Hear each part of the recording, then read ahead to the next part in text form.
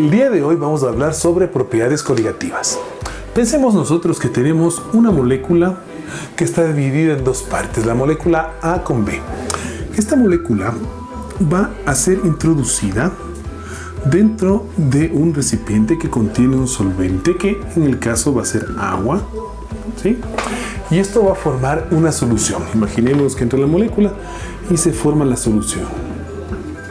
Conocemos que existen dos mecanismos para que se forme una solución, dos mecanismos fundamentales. Primero, la formación de puentes de hidrógeno cuando tienes moléculas orgánicas, y luego la solvatación cuando tienes moléculas inorgánicas. La formación de iones y las moléculas del solvente lo que hacen es, digamos, atraparlas. Entonces tenemos solvatación o la formación de puentes de hidrógeno para lo que son moléculas orgánicas. Bien, el instante en que nosotros tenemos la molécula disuelta en el solvente formando la solución, las propiedades del solvente van a cambiar.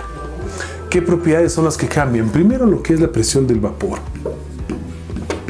Va a cambiar la presión de vapor del solvente porque, en términos súper sencillos, podemos pensar de que las moléculas del solvente están ocupadas encargándose de mantener disueltas a las moléculas del soluto. Cambia la presión de vapor, cambia algo llamado la temperatura de ebullición, cambia lo denominado temperatura de congelación y cambia lo conocido como presión osmótica.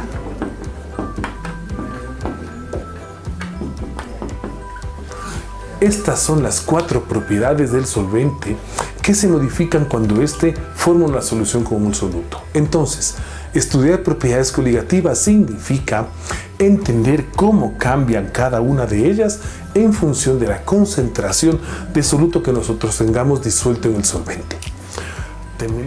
Debemos también marcar una diferencia.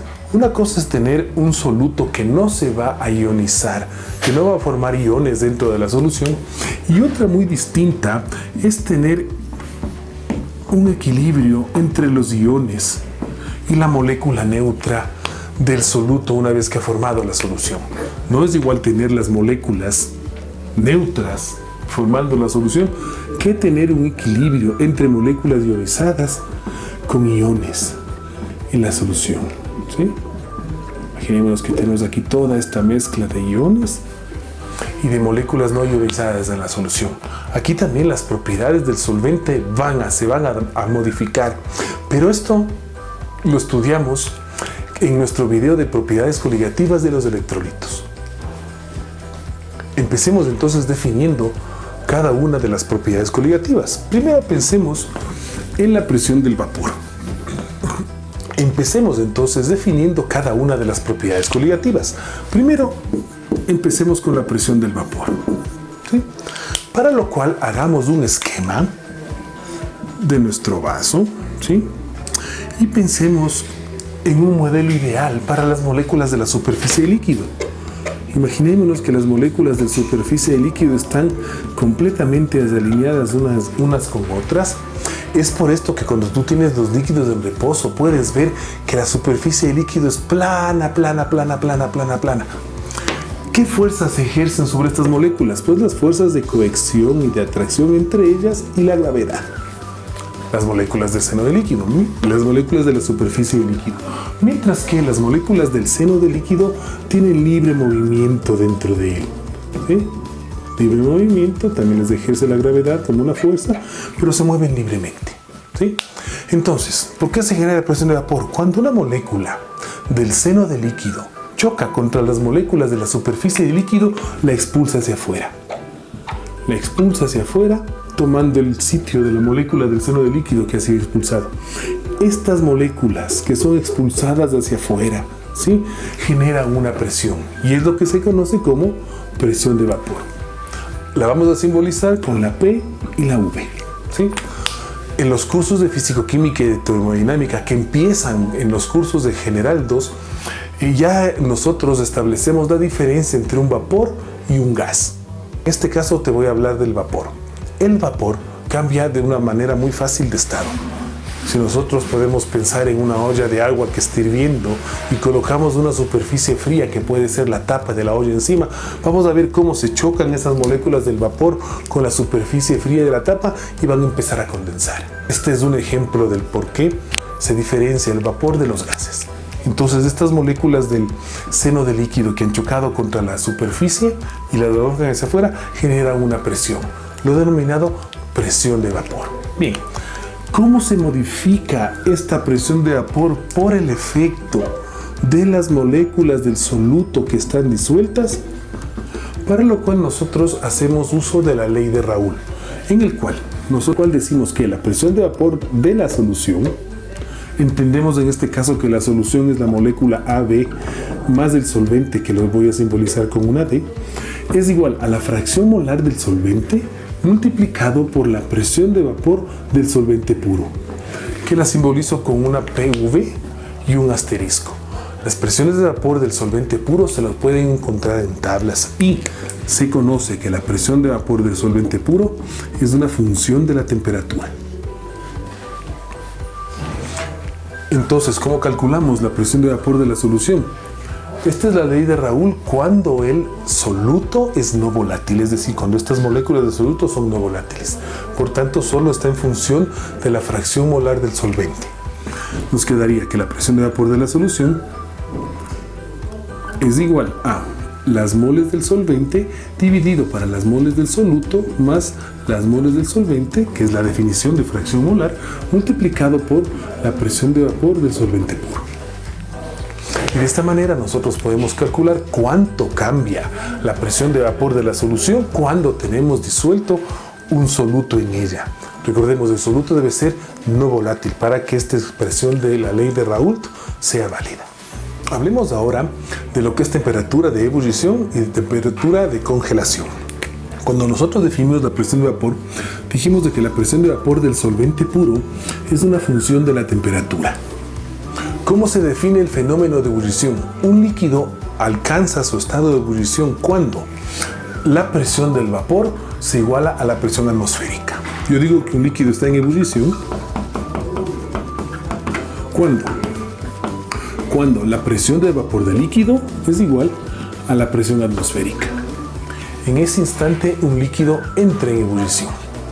Entonces, si nosotros miramos una tabla de presión de vapor de un líquido, podemos ver a qué temperatura va a hervir dependiendo de la presión atmosférica que esté a su alrededor.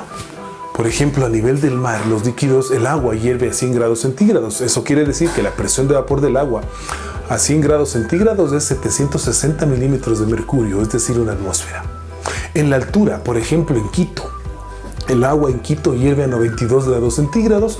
Si nosotros vamos a una tabla de presión de vapor del agua, podemos ver que a 92 grados centígrados, 91-92 grados centígrados, la presión del vapor es 542 milímetros de mercurio, menos de una atmósfera. Y esa es la presión atmosférica en Quito. Entonces, para entender cómo cambia la temperatura de ebullición y la temperatura de congelación de una solución, nos regimos a la siguiente fórmula. El cambio en la temperatura lo simbolizamos con la letra griega delta minúscula, que significa cambio.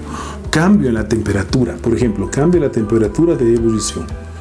Esto es igual a la molaridad de la solución multiplicado por algo que vamos a llamar constante ebullioscópica. Si nosotros queremos estudiar el cambio en la temperatura de congelación, esto va a ser igual a la molaridad por algo denominado constante crioscópica. La constante crioscópica depende de cada uno de los solventes. En el caso del agua, la constante ebullioscópica tiene un valor de 0,52 grados centígrados por mol de soluto y por cada kilogramo de disolvente. Mientras que la constante crioscópica para el agua tiene un valor de 1,86 grados centígrados por mol de soluto y por cada kilogramo de disolvente. Son dos valores muy conocidos para el agua, su constante ebullioscópica y su constante crioscópica. ¿Qué pasa si nosotros hemos formado una solución con otro solvente que no es del agua? Tú dirás, bueno, ¿qué valor va a tomar la constante ebullioscópica o la constante crioscópica en el caso de otro solvente? Pues esto se rige por la siguiente fórmula. Imaginémonos, constante crioscópica, para poner el ejemplo. Esto es igual a 1000 multiplicado por la temperatura de congelación elevado al cuadrado dividido para R por el lambda de congelación de nuestro solvente.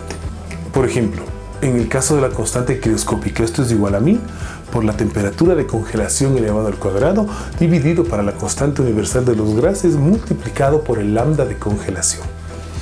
Digamos, la constante ebulloscópica para otro líquido que no es del agua sigue la misma fórmula, 1000 multiplicado por la temperatura de ebullición elevado al cuadrado dividido para la constante universal de los gases, el lambda de ebullición. Un ejercicio y un reto que te coloco aquí en el video es que demuestres reemplazando valores en estas fórmulas las unidades de la constante. Recuerda que esto debe terminar en grados centígrados por cada kilogramo de solvente dividido por mol de soluto, en ambos casos. Hablemos ahora de presión osmótica. A la presión osmótica la vamos a simbolizar con la letra griega mayúscula pi.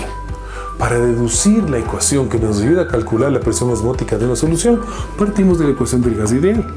PV es igual a N RT.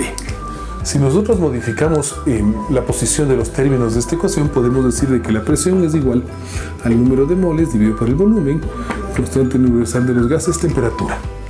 Las moles para el volumen es concentración de la solución.